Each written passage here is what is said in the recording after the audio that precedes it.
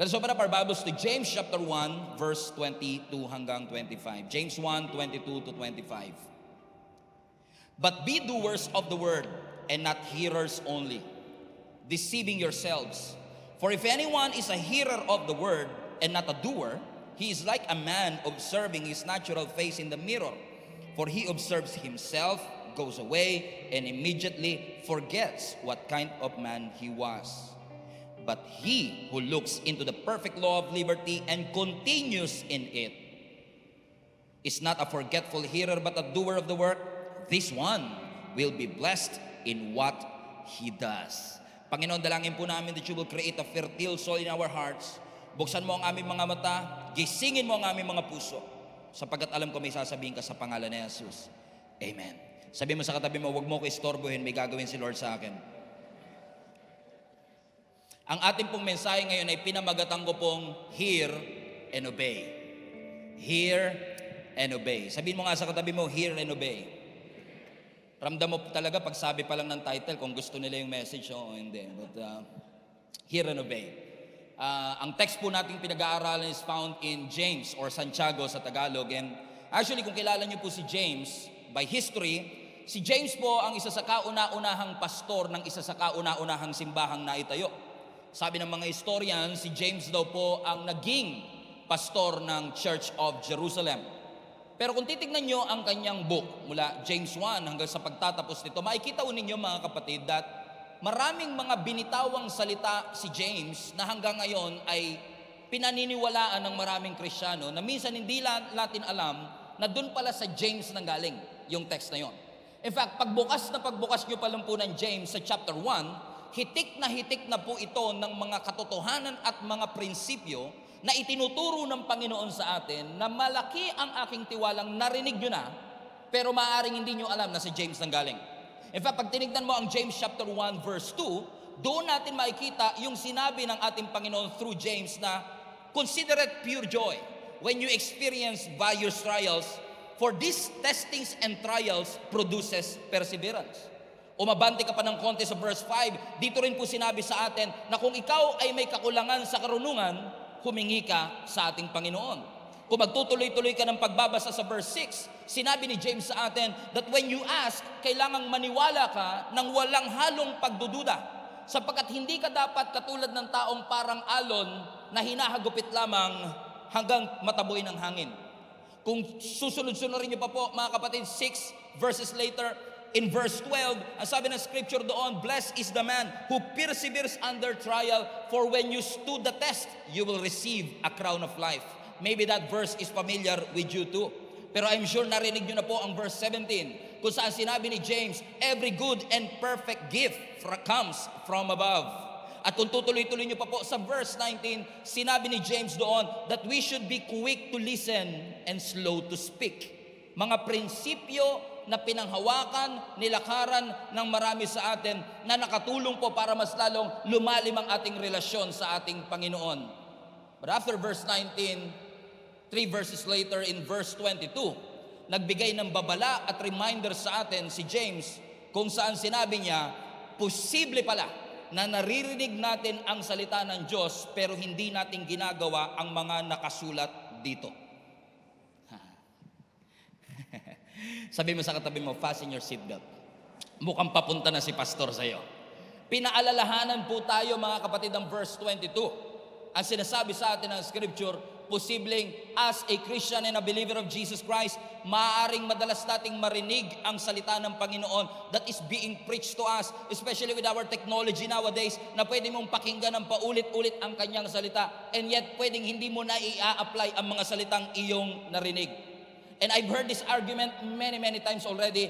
Bakit ko naman, pastor, susundin yung isang libro na gawa lang naman ng tao? And I've been trying to answer that question for many years. And I hope that I can answer that for you today. Kasi regardless of what you believe, I believe in the Word of God. And I believe in this Bible at kung ano ang sinasabi nito.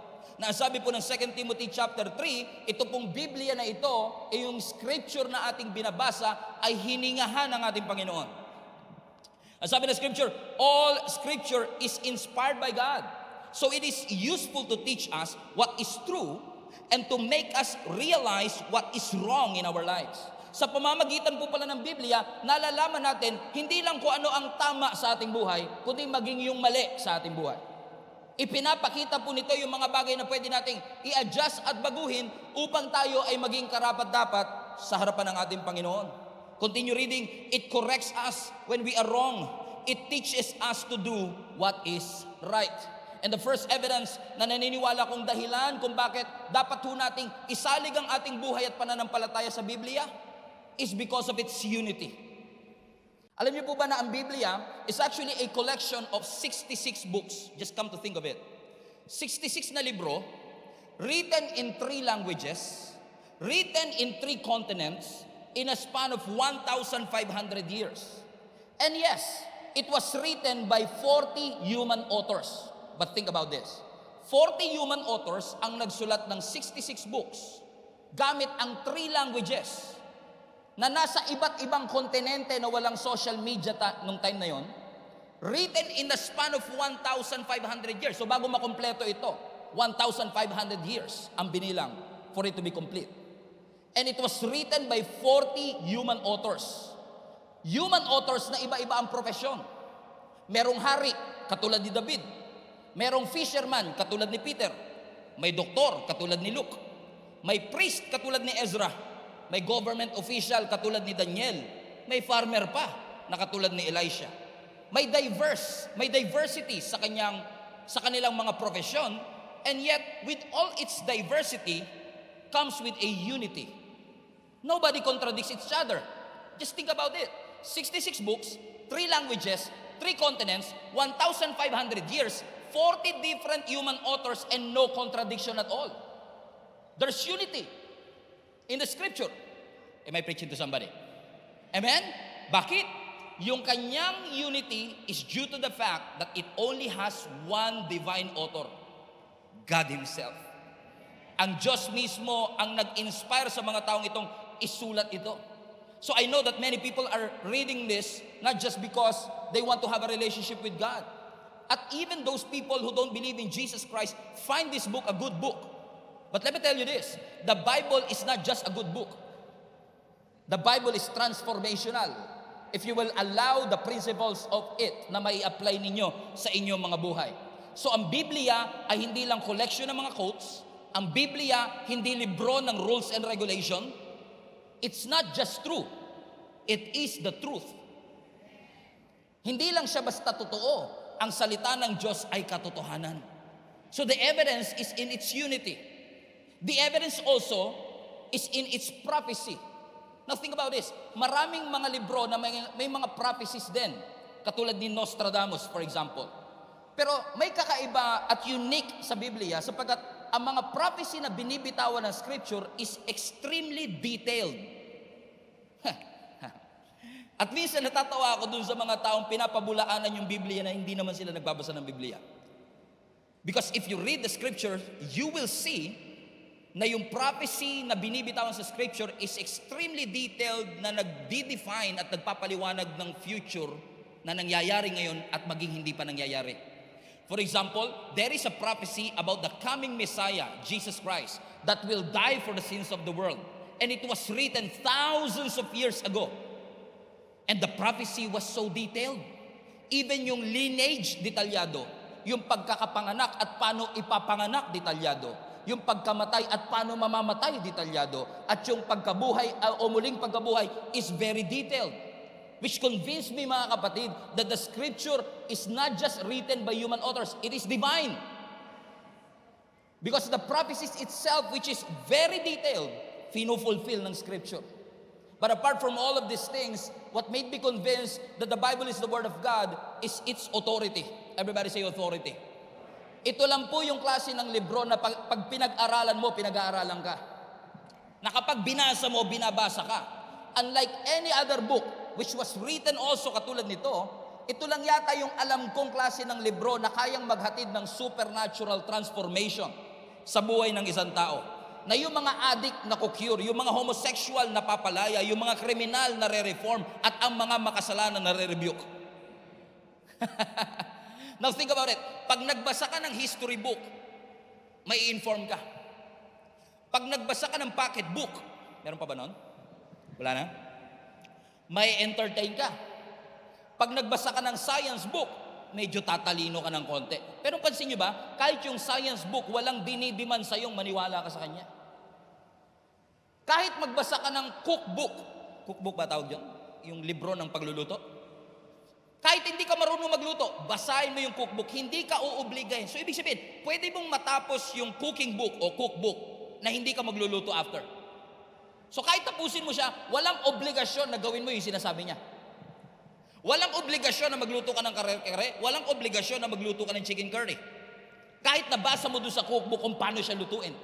Pero ito lang yata yung alam kong libro na kapag natapos mong basahin, hindi po pwedeng hindi ka umaksyon. Because this word is not just informational, this is transformational. Ito ang nagsisilbing liwanag doon sa daan na nilagay ng Panginoon sa atin para lakaran natin for us to have a deeper relationship with Jesus Christ. Nasabi po ng Biblia sa Psalms 119 verse 105, the Word of God is a lamp unto our feet and a light unto our path. That's brilliant by the way. Think about this. Sabi ng Scripture, ang salita doon ng Panginoon ang lampara sa ating paanan. So yung lampara hindi niya kayang ilawan yung buong gubat, pero kaya niyang ilawan yung susunod mong hakbang. So if you need wisdom for the day, there you goes the Bible. But what if you need wisdom for the next year? Sabi ng Scripture, the Word of God is a lamp unto my feet and a light unto my path. So short-term and long-term wisdom kayang i-provide ng Word of God. That's how powerful the Word of God is. And throughout the Scripture, ipinaliwanag sa atin ang iba't ibang mga symbolism of how the Word of God should be. Like hindi lang siya lampara, siya din ay apoy, siya din ay tubig, siya din ay gatas.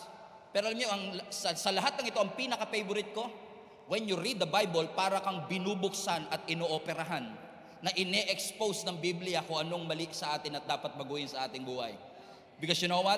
The Bible, although written by people who are dead already, human authors, the word that is in here, that is from the Lord who is alive, is actively convicting each and every person's heart for us to be able to repent and give our lives to the Lord. Sabi ng Hebrews chapter 4 verse 12, for the word of God is alive. Everybody say alive. Sana mabuhay-buhay naman po yung alive ninyo.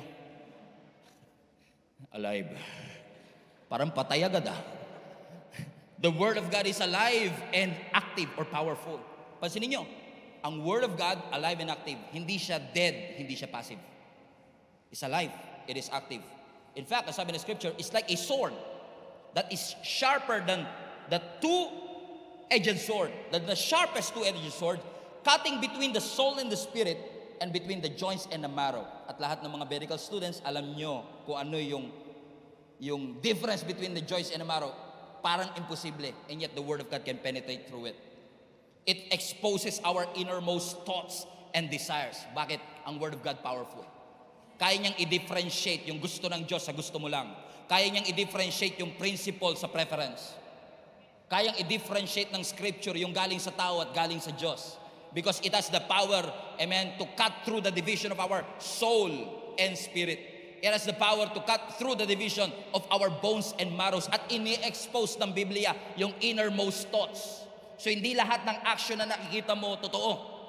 Pero yung Biblia, i-expose niya yung tunay na motibo. Yung tunay na thoughts, yung tunay na layunin ng isang tao in the first place. That's how powerful the Word of God is. And every time we read the Scripture, and by the way, when we say Word of God, ang Word of God has different Greek words na binabanggit. Pero two of the most famous Greek words na madalas gamitin para sa Word of God is yung logos and rema. Everybody say logos. Okay lang ba magturo muna ako ngayon ng konti? Okay, ilang buwan naman ako nagpipreach, turo naman tayo ngayon. Okay? Logos and rema. Everybody say logos. Now, ano ang logos? Ang logos is the written word. Ito yung mismong salitang nakasulat na binabasa natin. Okay? So when you say logos, it is actually the written word. Pero yung rema, yan yung spoken word. Yan yung parang binasa mo sa written word, nagsalita sa iyo as rema. Nararanasan niyo po ba minsan nyo na pag nagbasa ka ng Bible, Isang chapter yung goal mo, pero one verse pa lang napahinto ka na. Kasi biglang napahinto ka kasi nangusap siya. Parang nabuhay siya. So galing sa logos, pero nagkaroon ng rema. Hindi ako aalis dito hanggang di nyo ito nauunawaan. Mahalaga to. Okay? Okay? I have to establish this first. Ano uli yung logos? Written word. Ano naman yung rema? Spoken. So yung sinulat, pag nagsalita sa iyo, rema. Kaya yung mga Kristiyano, di ba? Ano yung nagrema sa iyo? Narinig niyo na ba sa kanila yan? Kasi ibig sabihin, ano yung tumatak? Ano yung nangusap sa iyo?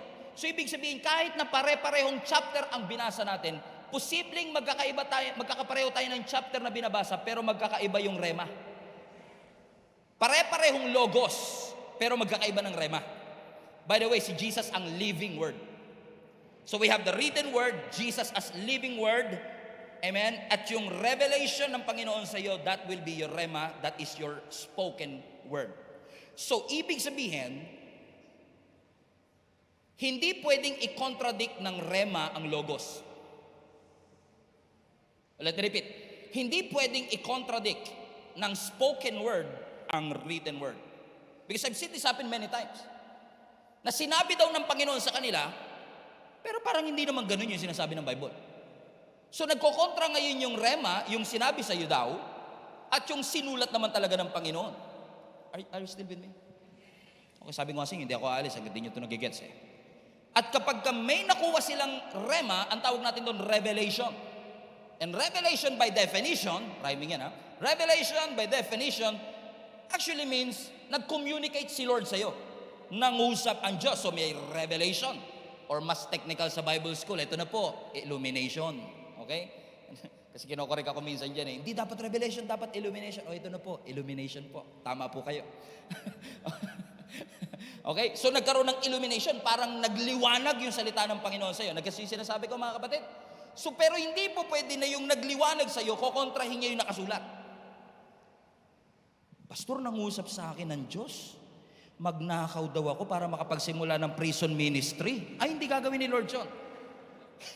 Hindi mangungusap ang Diyos sa iyo na gumawa ka ng mali, which is will contradict the word, para lang makapag-establish ng ministry inside the prison. Nagigess yung sinasabi ko. Guess yun na ngayon.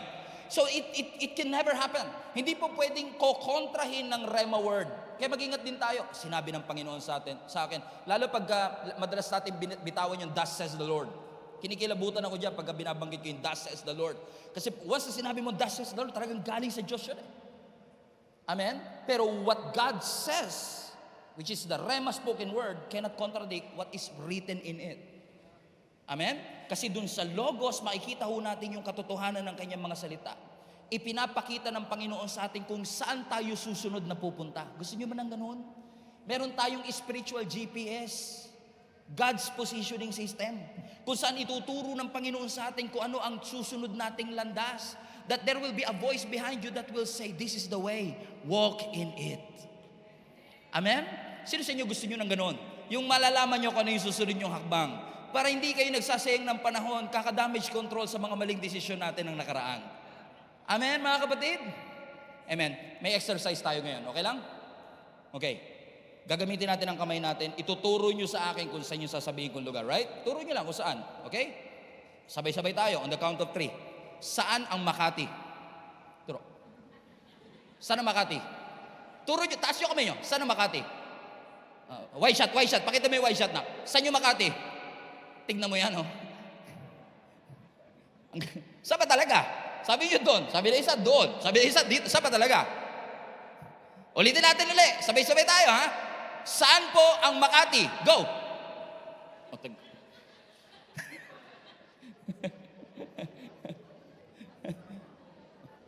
Ba, ang gulo, di ba? Tignan nyo to. Iisang destinasyon, pero iba-iba yung ating sense of direction. Kaya kailangan mo talaga ng guide eh. Isang guide na kasi kung tayo masusunod, lahat kayo tama sa pananaw nyo. Pero sino po ang magdidetermine kung anong tunay na tama? Lalo sa panahon natin ngayon. Actually, panahon ko pa lang, uso na to eh. Hindi lang sa panahon ngayon. Na para bagang, you can have your own truth. May sarili kang katotohanan. No. Ang truth po ay hindi nakabase sa ating pananaw. Ang katotohanan ay ang salita mismo ng ating Panginoon. So kung tayo lang tatanungin, ano ang tama? Tama ba yung ganito? Dito tayo, dito tayo, dito tayo. Pero the Word of God will give us a sense of direction. Ibig sabihin, ang Bible mismo yung moral compass natin. Ito mismo ang magsasabi sa atin kung ano ang tama at hindi dapat. Listen to me, hindi Hollywood. Hindi Korean novela. Okay, let me rephrase. Hindi Korean novela ang sense of direction ng tama at relationship goals. Hindi Hollywood, hindi si Kim Jong-un. Yung scripture. Amen? Upang ang ating bansa ay maging matuwid sa harapan. Kasi sabi nga ng Bible, di ba, righteousness exalts the nation. And we want na tayo po bilang mga anak ng Diyos ay lumakad ayon sa kagustuhan ng Diyos sa ating mga buhay. Ayaw nyo ba nun? Pag nagbabasa kayo sino sa inyo makaka-agree? Pag nagbabasa ka ng Bible, ilalayo ka ng Bible sa kasalanan. Di ba? Ituturo niya sa iyo kung anong mali. Sabi nga ng scripture, di ba? Ituturo niya sa iyo kung ano ang mali. Pero napansin niyo rin ba na yung Biblia, ilalayo ka sa kasalanan, pero yung kasalanan, ilalayo ka sa Biblia. Parang nawawalan ka ng gana. Amen? I'm not trying to judge or condemn anybody, but I felt this way before. Na pag namumuhay ka sa kasalanan, tumatabang yung panlasa mo para sa salita ng Panginoon. Amen? Nangyayari ba sa inyo na ganadong-ganado kayo pag may sinasabi kayo sa Diyos? Pero wala kayong gana pag may sinasabi yung Diyos sa inyo? Taga-ibang church to, no? Okay. Perfect kayo eh. Parang, Pastor, I believe in the Word of God. I believe that this is the Word of God. Pero sa totoo lang, Pastor, pag binabasa ko siya, 10 minutes pa lang, pumipikit na yung mata ko. Ayoko naman, kasi nakakaya naman kay Lord kung gagawin ko siyang sleeping pills, di ba? Sinisikap ko namang idilat, kaso parang may mga demonyitang nakasabi sa pilik mata ko, hinahatak ba isa-isa yung, ngayon nga lang po, Pastor, hindi ka pa nga nakakailang minuto, hinahatak.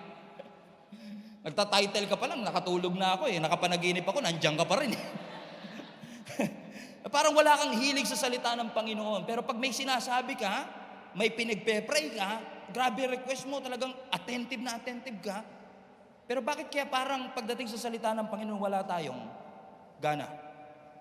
Because it's possible for you to hear and know what's written in this. But if you will not allow the Word to confront who you are, hindi mababago ang ating buhay. Amen? Kung wala tayong delight patungkol dito. Kasi ang tunay na transformation po sa ating buhay nangyayari, hindi po, ako naniniwala ang tunay na transformation effortless. Kasi hindi self-will, kundi grace ni Lord ang nag-enable sa iyo to be transformed. Amen? Halimbawa, kung karnaper ka bago ka maging Christian, let's say, kunwari, ikaw na lang po. Okay? Si tatay, mahal kayo si tatay. Okay? Kunwari, karnaper ka bago ka naging Christian. Tapos natanggap mo si Lord. Iyak ka, Lord, salamat po. Niligtas mo ako, napabuti mo sa akin buhay. Question, kinabukasan ba hindi ka na marunong mangarnap?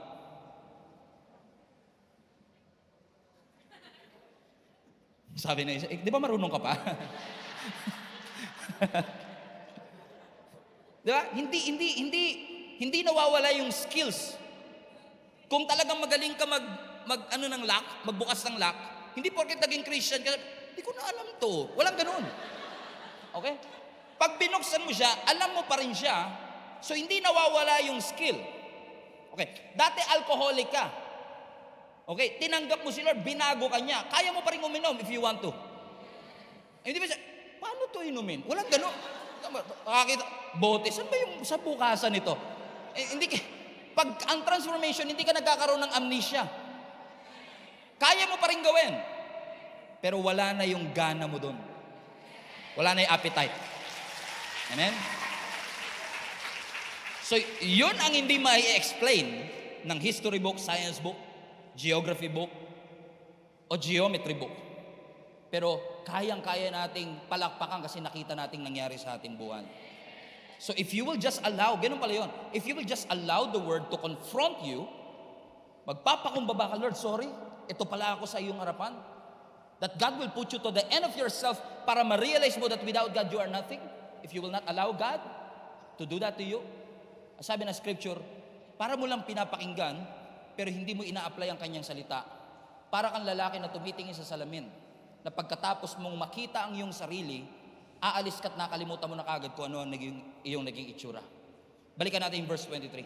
If anyone is a hearer of the word and not a doer. Ano sabi ng scripture? He is like a man. Everybody say man. Sabi ko nga dito, parang mas bagay dito yung woman. Kasi mirror pinag-uusapan, di ba? Parang mas madalas tumingin ng mga babae sa salamin. Pero alam nyo ba, nasurpresa ako ha? Upon digging, na-realize ko, base sa survey, di ako nagloloko, God is my witness, base sa survey, mas madalas pa raw tumingin sa salamin ang mga lalaki. Kalahin mo yun, Brad? Siguro dahil pag nagda-drive ka, okay, ikaw yung nasa unahan ng jeep,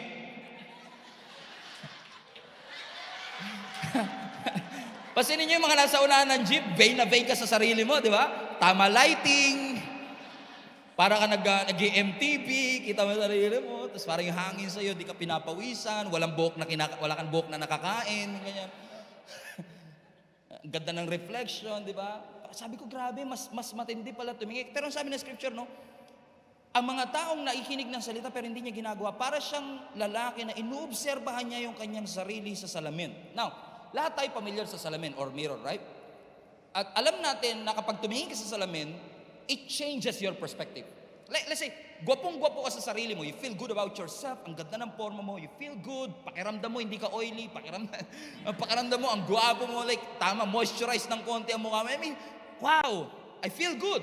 Then pagtingin mo, may muta ka pala. Diba?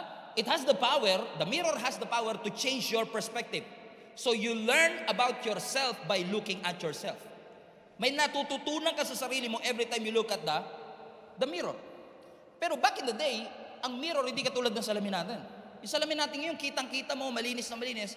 Pero back in the day, para lang siyang mga silver or bronze na kinikinis nila like this one. No? Itong salamin na ito, hindi mo talaga literal na makikita yung sarili mo. So maaaninag mo lang siya.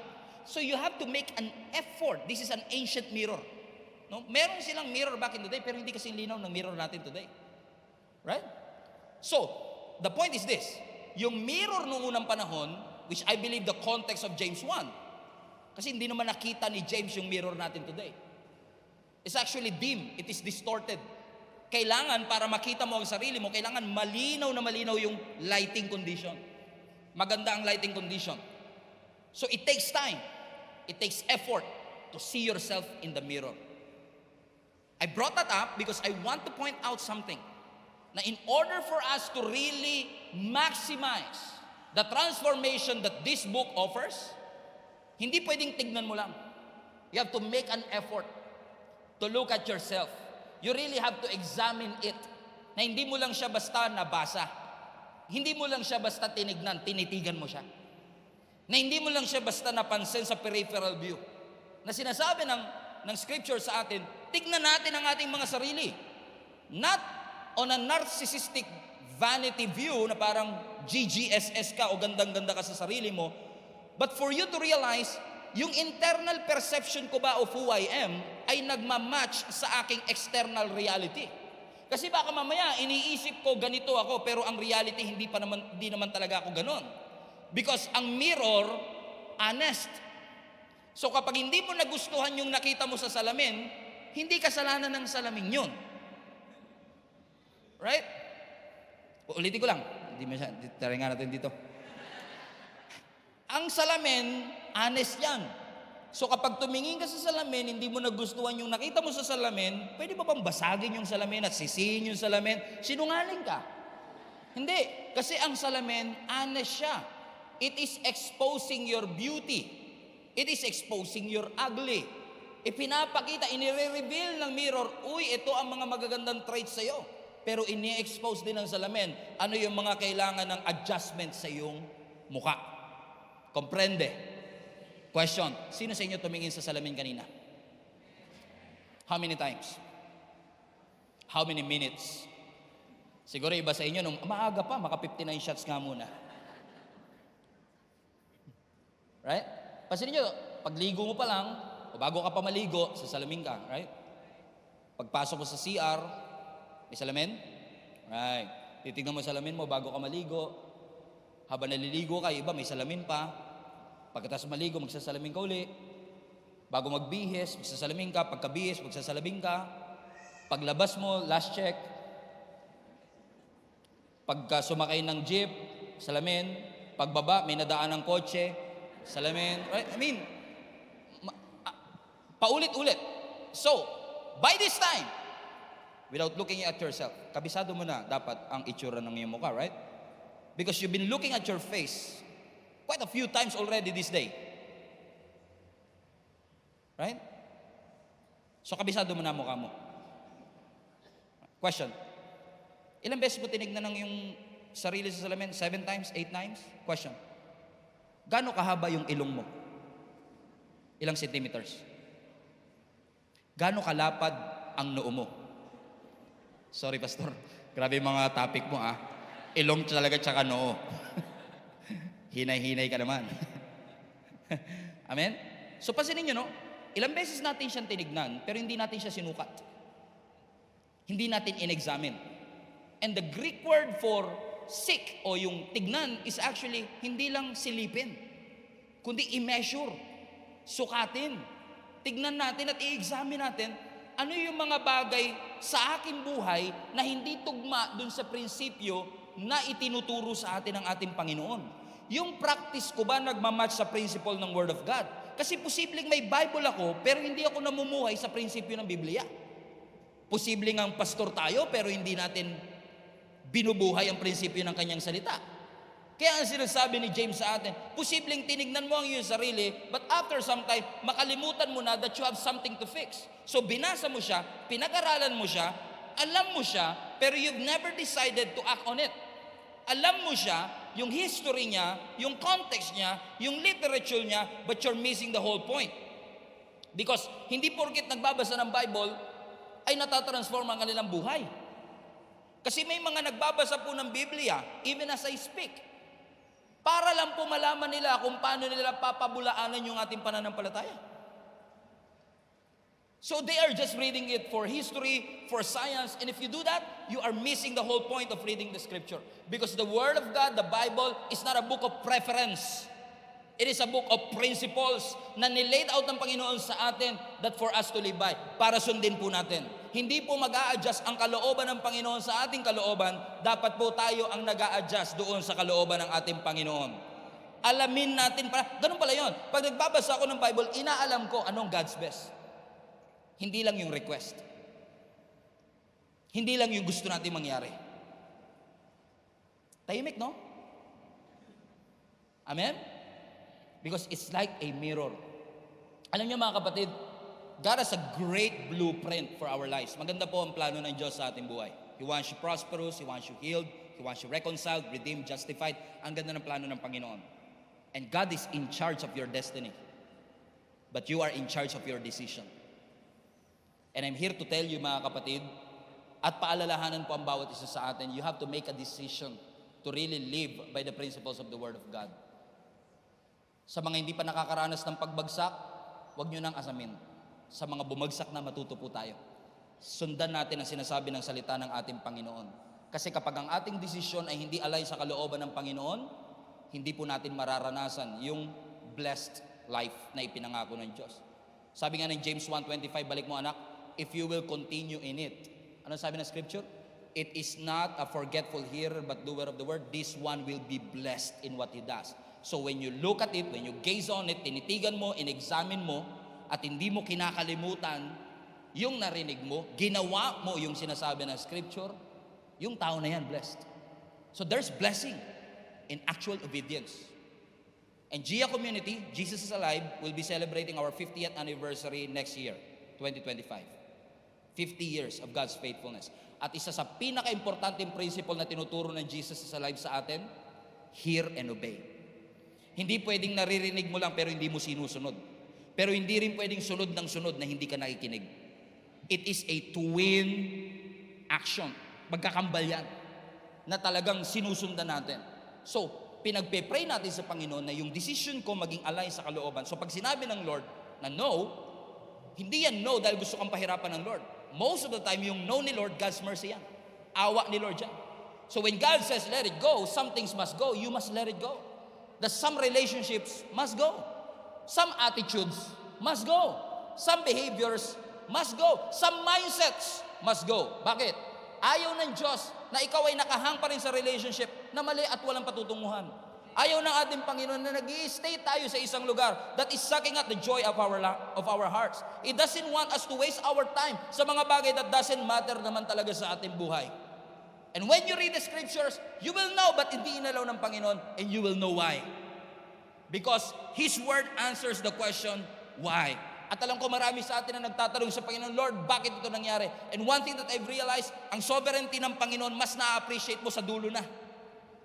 Pagkatapos kanyang iligtas, pag nakalabas ka na sa pagsubok, pag nakalabas ka na sa mga problema ng iyong buhay, give God some time. And He is able to work it out all together for the good of those who love God. That He is able to move and shift and bring everything together. Para sa ikaw, mabuti na if we have time to wait on His sovereignty. And it doesn't matter kung sino nasa gobyerno, sino nasa House of Representatives, as long as God is on the throne.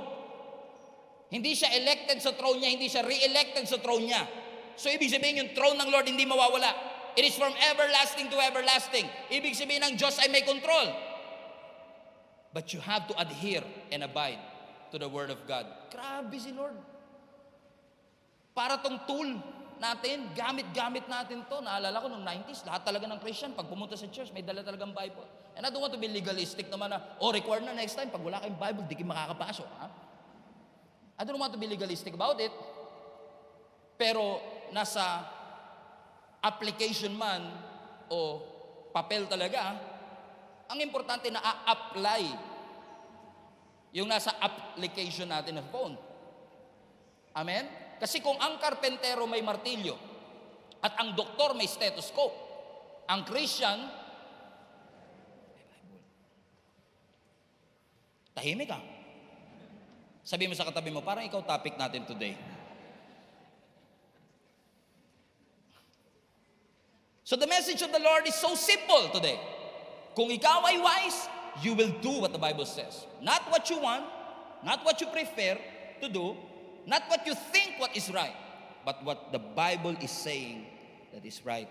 Kasi kung ilalagay mo ang iyong pananampalataya sa ating Panginoong Yesus, mahahalata ang ebidensya ng mga taong sinusunod ang prinsipyo ng salita ng ating Panginoon. As I was saying, may mga librong magbibigay ng information, may mga librong magbibigay ng intellectual stimulation, may mga librong magbibigay ng inspiration, pero ang Biblia lang ang nangako ng transformation. And that, ladies and gentlemen, is the reason why we put emphasis on the Word of God. Kasi ang mga nag-a-apply nito, wise. Matthew 7:24. After banggitin ni Jesus yung mas kilala nating golden principle na wag mong gawin sa iba yung ayaw mong gawin sa iyo, ito ang sinabi ni Jesus. Therefore, everyone who hears these words of mine and puts them into practice, you are like a wise man who built his house on the rock. The rain came down, the streams rose, and the winds blew and beat against that house, and yet it did not fall. Why? Because it had its foundation on the rock. But everyone who hears these words of mine and does not put them into practice is like a foolish man who built his house on the sand. The rain came down, the streams rose, and the winds blew and beat against that house, and it fell with a great crash. Why? They heard it, but they don't want to apply it. Nung dumating yung pagsubok, they crashed. There's beauty in it. Nasabi nga ng verse 25, balik mo anak, if you will continue to do it, there's blessing in obedience. So when you hear the word talking to you, which I pray na mangusap ang Panginoon sa atin. Amen? Alam niyo ba na kapag pinapangarap ko, sabi ko kay Lord, sana talagang lahat ng global family namin, talagang magkaroon ng sarili nila ng Bible. Kasi yung Netflix, magsusubscribe ka, 500 a month. Amazon Prime, 400 a month. Pag nag-subscribe ka sa YouTube Premium, 600 na yata a month. Every week yun, every month yun, recurring yun, 500. Ito one-time payment, 500 to 700 lang. Yung Netflix, kaya kang bigyan ng entertainment. Ito, kayang bigay sa'yo transformation. This is a good investment. This is a good investment, right? Come on now. Corny ni Pastor. Pero totoo, di ba? This is a good investment. Amen? I'm not trying to be legalistic or anything, pero bira na kasi talaga ngayon may physical Bible, right? Again, hindi tayo yan na naman kayo. Hindi tayo nagiging legalistic. Pero again, this is a good investment, right? Amen? So do what the Bible is telling us. Kasi sabi ng Scripture, if you will continue in it, you will live a blessed life. Pinagpalang buhay ang ipinapangako ng Panginoon sa atin when we actually apply what is written in it. Amen? So hear, and then after that, obey.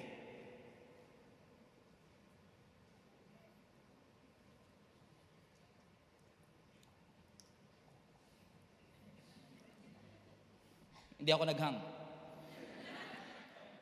I just want that to sink into you.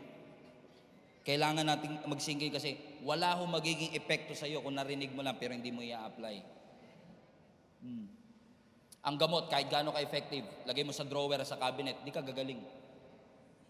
Kahit gaano siya ka-effective. At ang Biblia, which is dripping in wisdom, dripping in anointing, dripping in power, nasasayang, tumutulo lang kung walang sasalo. It will not have an effect on you. And it's dangerous if we hear the word, pero hindi natin ginagawa. Ang sabi ng Philippians 4:9, what you have learned and received and heard and seen in me. Sabi ni Apostle Paul, practice these things, and then the God of peace will be with you. Amen? Palapakan natin Panginoon.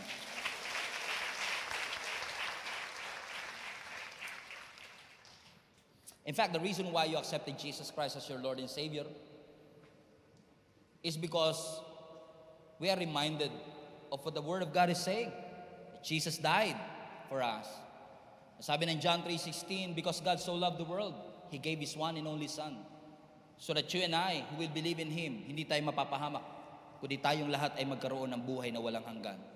And you believe that. You believe that. And since you believe that, you open up your hearts, you accept Jesus as your Lord and Savior, and then faith arise. Now you have faith in Jesus Christ. Kay Jesus Christ na hindi mo pa nakikita, sa pangako niyang hindi mo pa nararanasan. You just believe by faith na yung sinabi ng Panginoon sa akin, it will come to pass. Pero just listening and hearing it one time cannot really bring full, true, and lasting freedom na ipinangako ng Scripture. It must be a continuous washing of the Word. Amen? And just allow the Holy Spirit to wash you clean. Just allow the Word of God to wash you clean. Kasi alam nyo, maraming Christian alam nila forgiven sila. Pero alam nila hanggang ngayon dirty sila. So you feel forgiven and dirty. But the Bible is saying you are forgiven and clean. Amen? If you confess that Jesus is your Lord, He is able to forgive you, sabi ng 1 John 1:9, and cleanse you of your sin. So ang tunay na redemption na ginawa ng Panginoon sa inyo, sa atin, is not just forgiveness. All Christians knows they are forgiven. But some of them, they don't feel clean. There's still shame in their hearts. Punong-puno pa rin.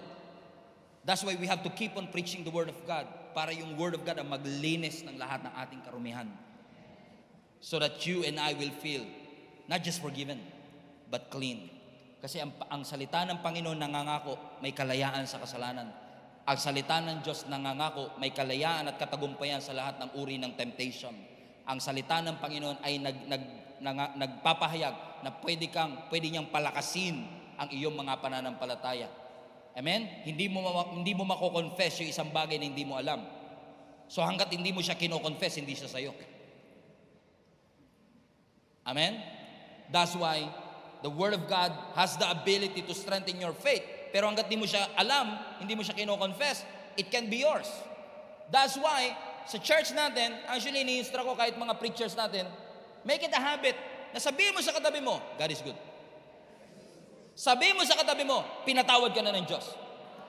Sabihin mo sa katabi mo, may provision ang Diyos.